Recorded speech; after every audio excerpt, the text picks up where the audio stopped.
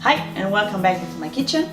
Today we're going to make some more pesto because we're going to make a series of this. So we're making pesto alla Trapanese, which is a Sicilian kind of pesto that is found in the town of Trapani, and it's deliciously fresh and perfect for the summer, even though the weather is not that summery outside.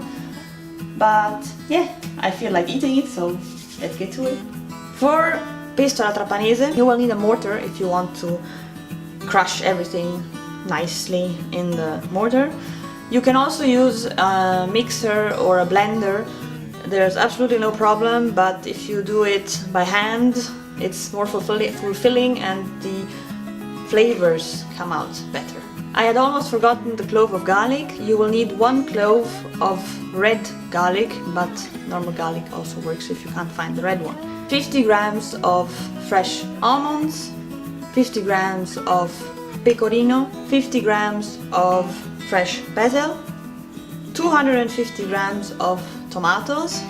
I used canned tomatoes for the simple reason that I forgot to buy tomatoes, and since you need to put them in boiling water for a couple of minutes and then peel them and then chop them up, I am using the canned tomato version because it's more or less the same, even though I know that the flavor will be a bit more sour than the fresh tomatoes.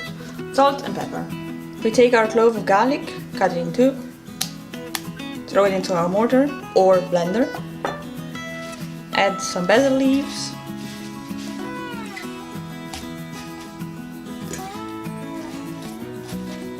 and start our work with the mortar. This is easier if you have a blender because you can just throw in everything at once. Now we add our almonds.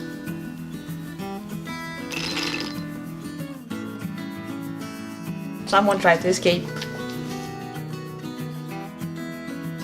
Now we add our cheese. I love cheese. I'm making a huge mess. Now it's time for the tomatoes.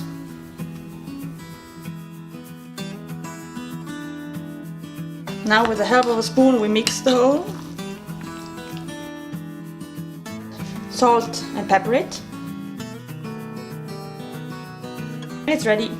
Here's our finished pesto. You saw how quick it was to make it, and since it's very fresh, you should eat it immediately and not try to store it or freeze it, because otherwise the basil starts to taste like rotten leaves. Been there, done that. You can eat it like every other pesto with pasta or with fish and meat or vegetables as a spread on sandwiches and breads.